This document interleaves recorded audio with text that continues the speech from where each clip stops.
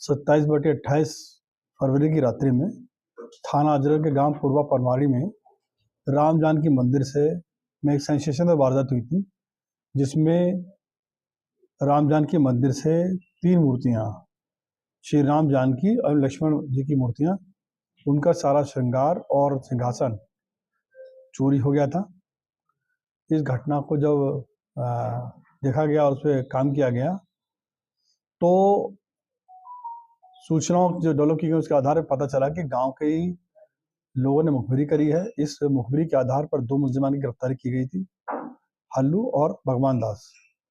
इन बदमाशों के द्वारा बताया गया कि ये मानते हुए कि चूंकि ये पीली धातु की प्रतिमाएं थी, तो ऐसा माना जा रहा था कि ये सोने की मूर्तियां हैं जो लगभग 50 साल पुरानी थी, अथवा ये अश्व धातु की मूर्तियां हैं जो अत्यधिक कीमती हैं। इसलिए इनकी चोरी सचिन, जितेंद्र और श्याम सुंदर, जो कि थाना चरखारी के रहने वाले हैं, इनके माध्यम से कराई गई है। और इनके हिस्से में चोरी करवाने के लिए मुखबिरी करने के आधार पर 2 धनुष इनको दिए गए थे।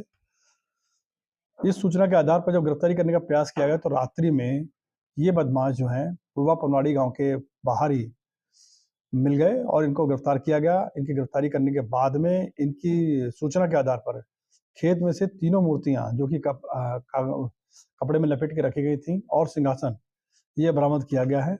और इनकी बाजारी कीमत लगभग 2.5 लाख रुपए है इस समय। ये लगभग 50 साल पहले स्थापित की गई थी और जनता की और सभी गांव के निवासियों की भावना इनसे जुड़ी हुई थी।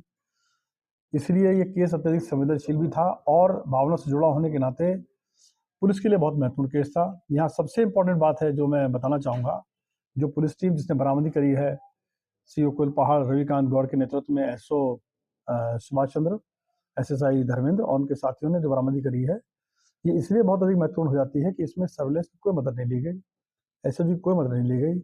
ये थाना और सर्कल ऑफिसर के माध्यम से बरामदी की गई है, इसलिए केस बहुत महत्वपूर्ण है। और इन तीनों बदमाशों की गिरफ्तारी पर 25-25 हज़ार रुपये के इनाम की घोषणा मेरे द्वारा की गई थी, जो कि नगद पुरस्कार इस टीम को दिया जाएगा। कोई आपराधिक इतिहास? नहीं, ये इसमें का कोई आपराधिक इतिहास नहीं है। इसके पीछे की कहानी बता देता हूँ। ये एक शादी समारोह में आए हुए थे और जब मंदिर में इस तरह की मूर्तियां देखी और अपने जो बिगड़े हुए साथी जो 2 पकड़े गए हैं, उनकी भी आमशहरत बहुत खराब है, वो पकड़े गए हैं। इन लोगों ने मिलकर के ये काम करने के लिए अंजाम देने के लिए विस्फोट किया और षड्यंत्र बनाया।